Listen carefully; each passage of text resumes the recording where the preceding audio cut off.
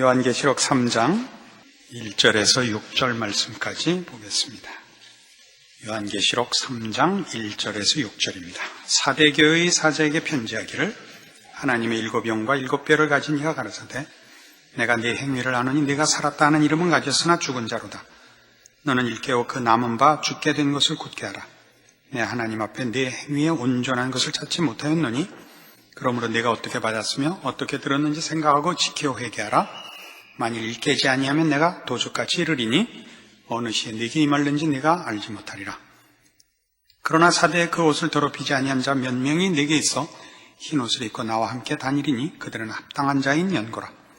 이기는 자는 이와 같이 흰 옷을 입을 것이요 내가 그 이름을 생명책에서 반드시 흐리지 아니하고 그 이름을 내 아버지 앞과 그 천사들 앞에서 시인하리라. 귀 있는 자는 성령이 교회들에게 하시는 말씀을 들을지어다. 이 계시록에 나오는 일곱 교회는 다 공통된 환경에 처해 있었습니다. 그것은 세상으로부터 정치적, 사회적, 심의 핍박을 받고 있는 공통된 환경 속에 있었습니다. 그러나 앞에 언급된 계시록 2장에 언급된 네 교회와 이제 3장에 언급되는 세 교회는 그런 핍박을 세상의 핍박을 받는 그 형태에 있어서 좀 차이가 납니다.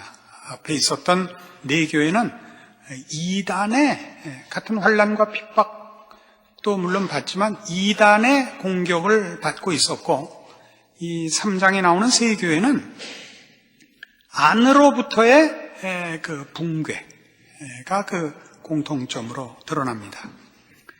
그러니까 어떤 얘기가 되냐면 우리가 사는 이 세상이 우리를 외형적으로 또는 보이게 반대하고 핍박하는 것만 적으로 간주하고 긴장하고 있지 이 세상이 우리를 이렇게 흐리멍텅하게 만들고 우리 속에 긴장의 끈을 놓게 하는 그런 공격에 대해서 우리가 굉장히 무지합니다. 그러니까 여러분이 가장 나쁜 환경과 조건에 있는 것이 죄의 한 원인이 되듯이 가장 좋은 환경과 조건에 있는 것도 가장 무서운 죄를 지을 조건이 되는 것입니다.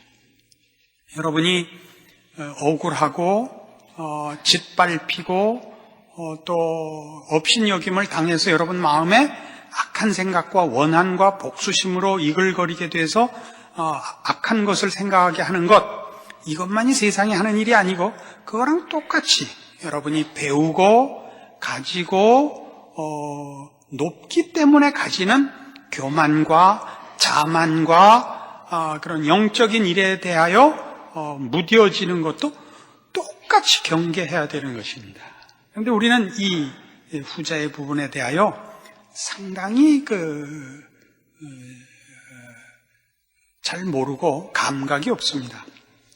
그러니까 이 사대교회에 지적한 그 책망의 내용은 이겁니다. 내가 네 행위를 아노니 네가 살았다 하는 이름은 가졌으나 죽은 자로다 이겁니다. 살았다는 이름은 가졌는데 죽은 자입니다. 그래서 너는 일깨워 그 남은 바 죽게 된 것을 굳게 하라. 내 하나님 앞에서 네 행위에 온전한 것을 찾지 못하였느니 그러므로 내가 어떻게 받았으며 어떻게 들었는지 생각하고 지키어 회개하라 이겁니다. 살았다는 이름은 가졌으나 실상은 죽은 자인데 본인들은 자기네들이 살아있다.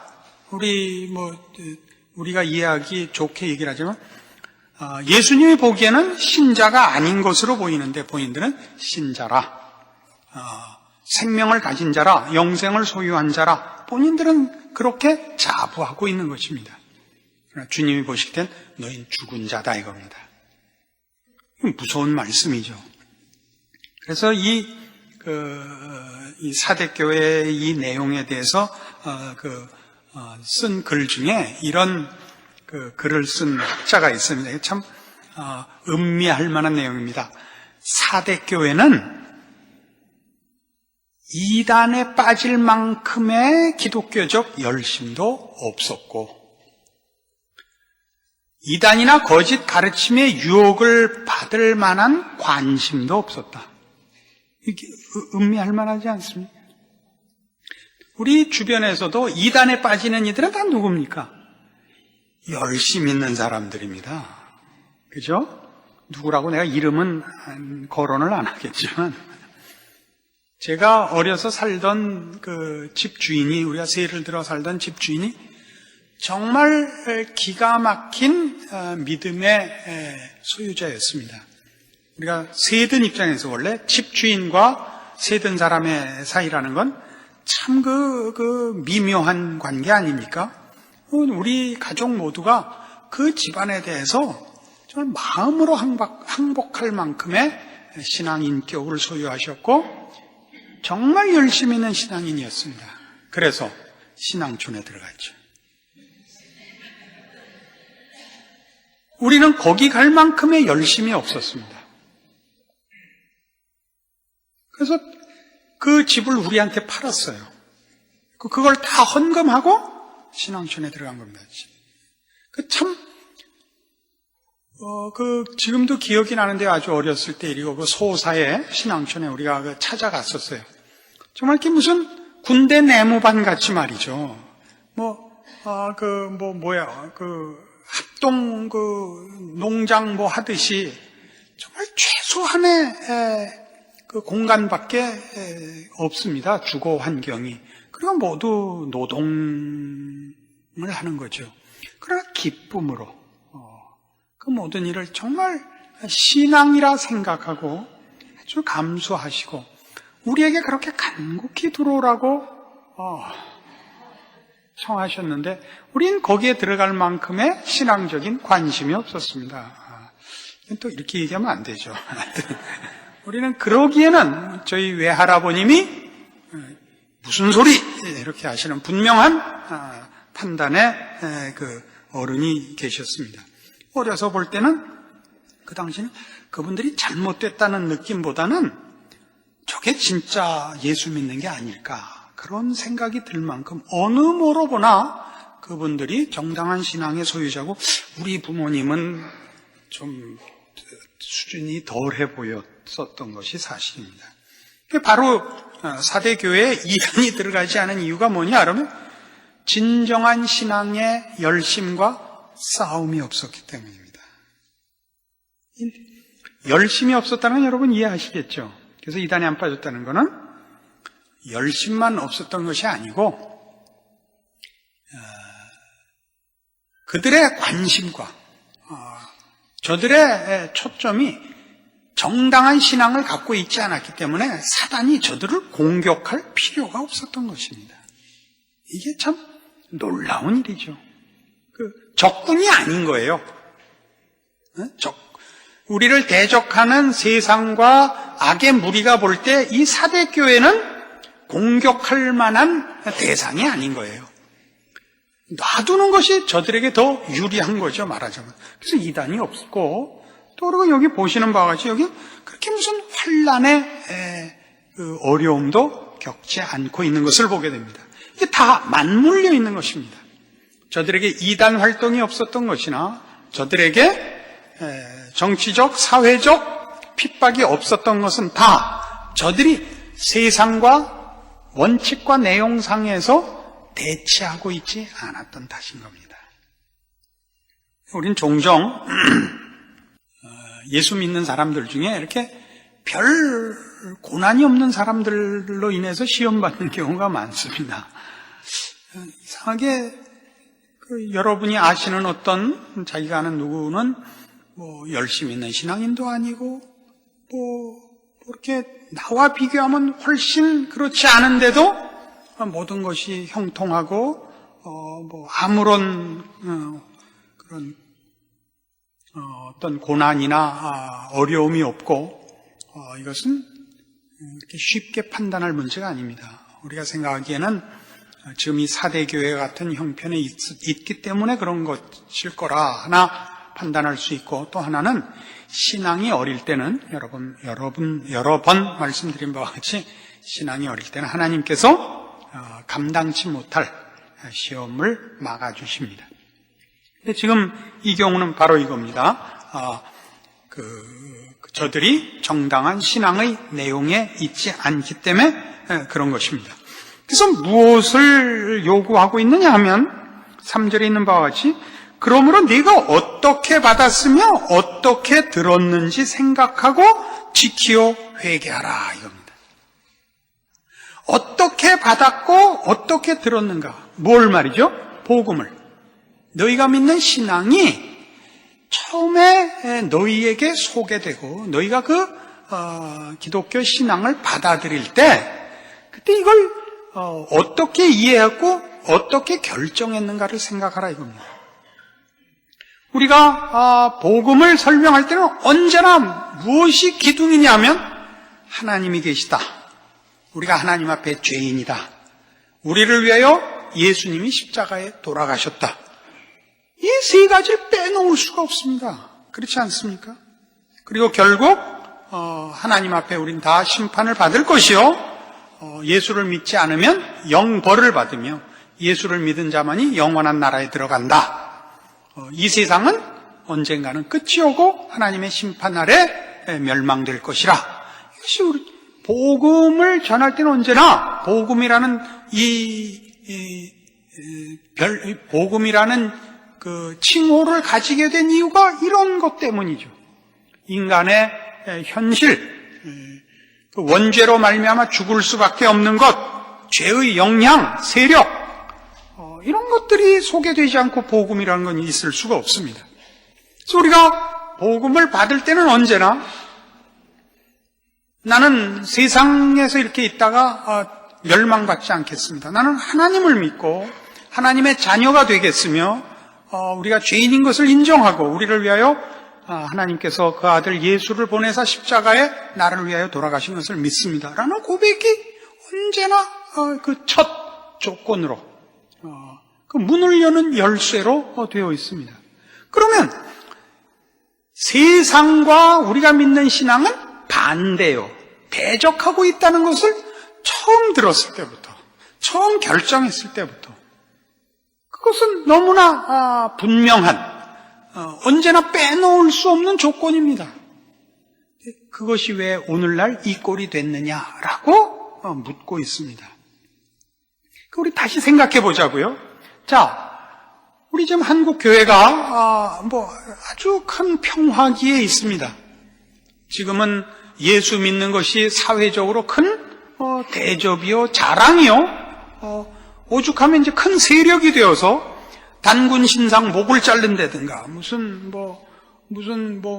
축구팀이 어디 특정한 어느 종교와 연관된 축구팀이 우리 도시의 연고지를 갖는 걸 반대한다. 이런 것을 세력화해서 믿는 사람들이 뜻을 관철시키는 일을 자행할 만큼 예수 믿는 것이 사회적으로 허락되어 있고 또 그 이상의 대접을 받고 있습니다. 그래서 어떻게 됐죠? 한국교회가 이 내부적으로 우리가 가진 일의 영성들, 하나님께 속하고 그래서 세상과 싸워야 하는 것들을 거의 놓치고 있지 않습니까? 우리는 예수 믿는 것을 언제나 복을 기대하고 있고 교회를 세우면 성공을 목표하고 있습니다. 이런 단어들은 원래 우리 기독교 신앙에 관한 표현으로서는 등장하지 않는 것입니다. 기독교 신앙에 관한 것으로 설명할 때는 언제나 충성, 인내, 믿음, 순종 이렇게 되어 있지 거기엔 성공이니 능력이니 힘이니 이렇게는 되어 있지 않습니다. 그렇지 않습니까? 그러나 이미 그렇게 되었고 우리는 하나님과 우리 사이에 예배를 본다든가 헌금을 낸다든가 성경을 읽는다든가 하는 또는 무슨 봉사를 하고 몇 가지로만 하나님과 계약을 맺고 있고 우리의 전 생애에 걸친 삶의 자세와 자신의 자신된 본질로서의 어떤 원칙, 방향, 전인격을 건 내용으로서는 하나님의 사람으로 살지 않는 그런 풍토 속에 있습니다. 한국교회의 이 사실은 현실입니다. 그리고 또 어느 곳에나 가면 자기가 예수를 믿어서 이러저러한 보상을 받았고 그것은 내가 참다운 신자이기 때문에 일어난 일이라 하는 그 허황된 거의 스스로를 속이는, 본인이 속고 있으면서 모르는 그런 식의 광고들만 난무하고 있습니다. 여기 있는 그대로죠. 네가 살았다 하는 이름은 가졌으나 죽은 자로다.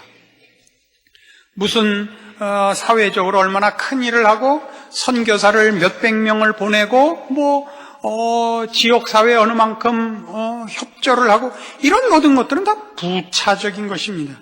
그것이 생명이 아닙니다. 생명은 바로 이겁니다. 우리는 하나님께 속한 것입니다. 세상에 속하지 않은 것입니다. 그래서 우리의 존재와 우리의 인생은 어느 한순간도, 어느 날도, 어느 곳에서든지 영적 전투가 없는 시간과 장소가 없다는 것을 인식해야 됩니다. 어느 곳에서나 세상은 세상에 타협하라는 것이고 우리는 그렇게 못한다는 것입니다. 그러니까 무슨 단숨에 그렇게 될 수는 없기 때문에 우리는 늘 갈등하고 그래서 실패하여 우는 것입니다. 우리가 가진 바 신앙의 내용과 실력이 우리가 지향하고 그렇게 고백한 만큼 되지 않기 때문에 우리는 오늘도 이만저만한 일에서 내가 참다운 신자답게 살지 못했다. 아직도 신앙인으로서 충성하는 일에 영적인 실력이 부족하고 그리고 하나님을 의지하고 두려워하는 것보다는 눈앞에 있는 세상을 먼저 두려워하여 오늘도 그냥 또 못하고 말았다라는 아픈 마음을 가지고 저녁 잠자리에 드는 것이 그게 정상인 것입니다. 우리는 그러지 않습니다. 우리는 섣불리 기도한다 하면 무릎을 꿇고 이것 주시고 저것 주시고 이건 이렇게 해주시고 저건 저렇게 해주시고 하나님 앞에 종교적인 어떤 행사들을 나열하고 의욕과 무슨 본인의 그 계획으로 치장된 그 장밋빛 그 꿈을 꾸며 그걸 하나님의 전능하신 힘으로 이루어 달라고 비는 것이 하나님 마음에 부합한 것이고 열심 있는 신앙이고 쓸모있는 신자의 삶이라고 생각하고 있습니다. 그렇지 않습니다. 우리는 남을 위하여 빌고 세상을 위하여 빌기 이전에 자신의 자리를 지키고 자기가 있는 곳에서 자기가 지켜야 하는 자리에서 자기의 몫을 해야 됩니다. 성경은 신자된 본질과 책임을 너희는 세상의 빛이요 세상의 소금이라고 가르치고 있고 그것은 다 그의 그 됨에 관한 것입니다. 신자의 신자된 내용에 관한 것이지 신자가 무엇을 함으로써 신자됨을 표현하며 신자된 몫을 하느냐는 사실 아닙니다. 그 소금을 어디다 갖다 뿌리고 그 등을 어디다 갖다 걸 것이냐는 하나님이 정하실 것입니다. 등은 늘 빛을 발하고 소금은 늘 그 맛을 지키고 있어야 되는 것입니다. 이게 우리가 해야 되는 싸움입니다. 우리는 이 싸움이 어렵기 때문에 사실은 이런 유혹을 받는 것입니다. 교회들이 몇 가지 기독교적인 대표적 냄새가 나는 형태와 사업들을 벌임으로써 사실은 우선해야 되고 더 본질적인 책임을 외면하고 그리고 스스로 속게 만들고 있는지 모릅니다. 저는 제가 나가는 신학교에서는 상당히 뭐라 그러는 역할을 맡고 있습니다. 다른 교수님들은 주로 이제 학문을 하고 오셔서 학문을 가르치는 전문 교수님들이시고 저는 맨 일선에서 이 전쟁터에서 싸우다가 이제 들어가서 한마디씩 하는 현장에 있던 말하자면 전사니까 그 보는 입장이나 표현하는 곳에서 이제 다른데 전쟁터에 나가보면 제일 급한 게 뭐냐면 겁을 내는 것, 명령에 순종하지 않는 것, 싸움에 필요한 기본적인 훈련이 안 돼 있는 것, 이런 것들이 급한 문제 아닙니까? 그러나 그 모든 것보다도 우선하는 게 뭡니까? 애국심입니다. 자기가 지켜야 되는 나라를 사랑하고 목숨을 바쳐 자기 나라를 지켜야겠다는 애국심, 이 충성심을 가져야 됩니다. 상관에 대한 충성심이 아니라 자기가 지킬 자기 조국에 대한 충성심입니다. 그게 없으면 이놈의 군인이 어디다 총을 쏠지 알 수 없는 거 아닙니까? 우리 연고전 할 때 우리는 도무지 관심이 없는 게, 우린 연대도 나오지 않았고 고대도 나오지 않았으니까 누가 이기든지 아무나 이겨라, 재밌게만 해라. 우린 배짱이 그겁니다. 그런 식이 되는 것 아니겠습니까? 그래서 가면 자꾸 야단을 치게 되어 있습니다. 너희는 하나님의 종이다. 하나님의 종답게 제대로 해라. 제발 타협하지 마라. 세상에 지지 마라. 악을 쓰면, 요즘은 어느 만큼 한국교회가 이 전체적인 분위기가 바로 이 기본적인 문제에 있어서 타협하고 있느냐 하면, 신학생들마저도 말을 이렇게 해요. 목사님 말씀이 맞는 건 나도 아는데 그렇게 하면 목회가 안 되잖아 라고 말을 해요. 그럼 목회가 뭔데? 교회를 섬기고 양떼를 친다는 것이 하나님 앞에 맡은 일이 아니고 이미 세상에서의 한 직업과 세상에서 평가받는 한 일이 되고 만 것입니다. 본인의 마음속에. 어디서 배웠을까요? 한국교회가 그리 간 겁니다. 그러니까 한국교회는 다 사대교회라 그렇게 해도 너무 과언이라고 할 수 없을 만큼의 현실에 왔습니다. 이걸 우리가 봐라, 우리는 아니다, 이런 식의 확인을 위해서 이 말씀을 보자는 것이 아니라 이건 언제나 있는 거라고요. 언제나. 여러분 개개인이 확인하셔야 돼요. 나는 에베소 교회냐? 난 두아디라 교회냐? 나는 사대교회냐? 그것도 어느 하나로 고정되어 있지 않습니다. 어떤 때는 내 마음에 갈피를 못 잡다가, 어떤 때는 게으름을 떨었다가, 어떤 때는 무관심했다가, 어떤 때는 너무 열심을 내서 자기 최면에 빠져서 딴 길을 갔다가, 그런 게 인간이죠. 어느 시대나 어느 사회의 문제 이상으로 우리가 다 그러죠. 왜 그래요?